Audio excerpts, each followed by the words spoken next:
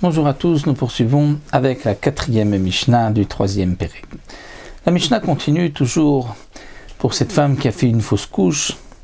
Et ici, la Mishnah nous parle de Amapelet Sandal, c'est-à-dire celle qui a fait comme fausse couche un morceau de chair qui ressemble, dit le Barthénora, à la langue d'un taureau, mais qui a aussi une forme d'une sandale, d'une chaussure. C'est pour cela que on appelle Mapelet Sandal. Ou bien Oshilia. Ou bien il y a comme Chilia. Chilia, c'est comme le placenta, dit le Barthénora. C'est donc une poche dans laquelle le bébé se trouve, le fœtus se trouve à l'intérieur. Et comme nous dit la Gemara, il commence, sa taille est comme le fil d'un des fils du métier à tisser de la trame, pas du fil de la chaîne, mais du fil de la trame. Et ensuite, il grossit, et il est aussi creux. La chilia, lorsqu'on parle d'une chilia ici, m'appelle chilia, c'est au moins un téphar. Cette chilia fait à peu près 10 cm, une palme. Donc lorsqu'une femme a fait une fausse couche, il est sorti un morceau de chair qui ressemble sandal, au chilia, ou bien un placenta.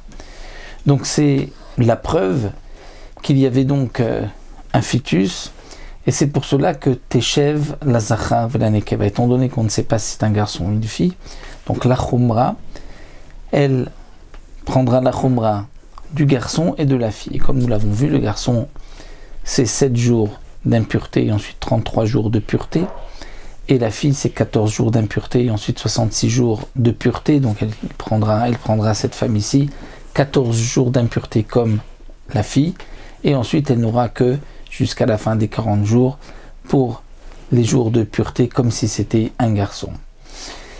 La Mishnah poursuit, nous dit Shilia Babayit Abayit Tameh. S'il y a un placenta qu'on trouve dans une maison, Abayit Tameh, la maison est impure. Pourquoi? Parce que c'est sûr qu'il y avait à l'intérieur un fœtus qui est mort, et donc il communique une impureté, et tout ce qui se trouve sous le même toit, BOL, est impur.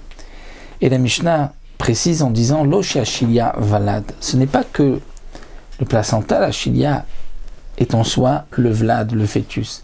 Et la she'en chilia blo vlad, mais il y a une règle qu'il n'y a pas de chilia sans vlad. Donc certainement il y avait un fœtus, c'est vrai qu'on ne le voit pas, donc il s'est dissous. Et donc c'est pour cela que on considère que cette chilia communique l'impureté, la touma beorel. Rabbi Shimon Omer, Rabbi Shimon nous dit Nimok Avlad ad shelo yatsa. Alors pour Rabbi Shimon, Nimok Avlad, le Vlad, le fœtus, c'est complètement désintégré. Et d'après Barthénora, donc il est devenu du sang. Il s'est donc mélangé avec le sang de la naissance, il s'est annulé dans la majorité, et donc la maison n'est pas impure d'après Rabbi Shimon. Pour Rabbi Shimon, on considère que le placenta que nous avons maintenant, il n'y a plus de fœtus à l'intérieur, même si c'est vrai qu'il y avait un fœtus, mais il s'est dissous, il est devenu du sang, et il s'est mélangé avec le sang de la naissance, et en tout, donc il s'est annulé, et donc c'est pour cela qu'il n'y a pas de Touma, de Oel, d'après Rabbi Shimon. Donc voici pour cette quatrième Mishnah.